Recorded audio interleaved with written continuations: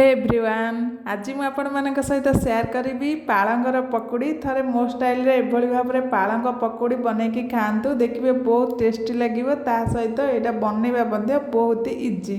तो चलतु स्टार्ट करवा। मुझे गोटे बिड़ा पालंग को भल भाव में काटिकी छोट छोट कर काटी नेबे भल भाव में 4-5 थर धोई नेबे धोईकी तार पानी को भल भाव में निगाड़ी नेबे निगाड़ी नहीं मुझे गोटे बाउल नहीं जाइए तापरे नहीं कि मुझे काटिकी रखी दिया पालंग शाग को सब ढाली नहीं तापरे मुझे हाफ कप यूज करी बेसन बेसन जी यूज करेंगे चाउल गुंड से यूज करेंगे।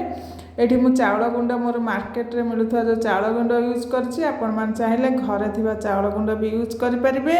तो ये हाफ इंच अदा को मु ग्रेट करके पकई नहीं तापरे मुझे गोटे टेबुल स्पून पकई नहीं करी मसला यहाँ मोर होममेड करी मसला आ विदाउट ओनियन गार्लिक करी मसला आउटा मुझे हलदी गुंड लंका गुंड तापरे स्वाद अनुसार लुण आपन चाहिए फ्रेंड्स ये गोटे पियाज को चुन चुन कर काटिकी पकई पारे। तापरे मुझे नहीं जाइए हाफ टीस्पून पान मधुरी पकईकी भल भाव में गोल ने। तो मुझेतु यहाँ बिना पियाज रसुण प्रस्तुत करुच्ची से पियाज पकई ना आपन जदि पियाज खाइबा चाहूबे तो गोटे पियाज को छोट छोट खंड करके पकई पारे। तापरे भल भाव में गोल ने पानी यूज करेंगे ना भल भाव में गोल ने जदि भी पानी आवश्यक पड़ो पछरे टिके पानी देवे किंतु जमा भी पानी आवश्यक पड़ोनी भल भाव में गोलेकी 10 मिनिट छाड़ीदेवा। तापर मुझे कड़ाई नहीं जाइए तेल दे देती छाणापी प्रथम तेल को भल भाव में गरम करने देखो 10 मिनिट पर केमिति आमर बैटर टी पूरा रेडी हो जाइए पकोड़ी पालंग पकोड़ी तापर एमती आम पालंग एमती आम पकोड़ी छोट छोट बॉल भाया करके पकोड़ी छाणी नवा आपड़ चाहिए छोट छोट करें बड़ बड़ करें। तो तापर आम तेल गरम गरम कर तेल पकई नवा ये भाव में सब पकोड़ी को प्रस्तुत कर नवा। तो फ्रेंड्स यहाँ बनैबा बहुत सहज।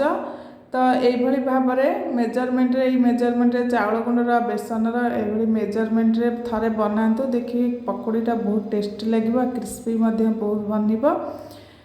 तो मोर वीडियो को जी प्रथम देखुं मोर चैनल को नुआ आसी तो निहाती भाव में फूडीज पसंद को सब्सक्राइब करूँ आउ फेसबुक इंस्टाग्राम रे देखुले फूडीज पसंद को फॉलो करेंगे।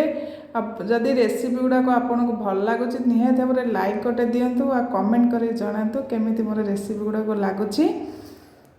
तो ये भाव में मुझे सब पकोड़ी को तेल रे पकई नहीं पकईकी तापर आम गोटे मिनिट 2 मिनिट पर लौटे दबा गोटे पट आ गोटे पट लौटे दबा गोल्डन कलर होगा जाए आम ताको छाणीबा।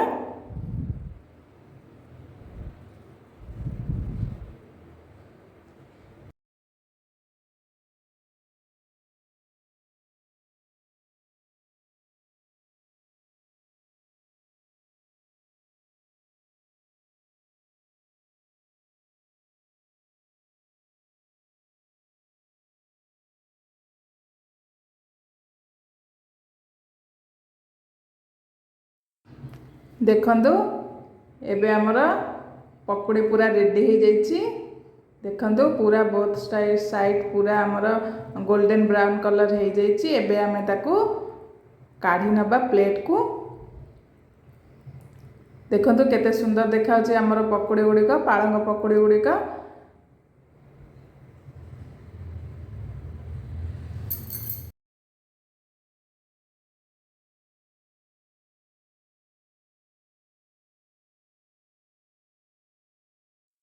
देखंतु एबे हमर पूरा रेडी हो जाइए पालंग पकोड़ी। तो ये भाव में फ्रेंड्स निहाती भाव में घरे ये भाव में चाउल गुंड आउ बेसन मेजरमेंट को समान भाव में रखिकी बनातु थरे आउ करी मसला भी दिंतु देखिए बहुत बढ़िया लगे टेस्ट लगे।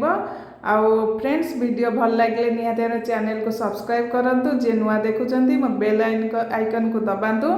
तो नेक्स्ट वीडियो जोटा आसो आपण मैंने जानीपारे।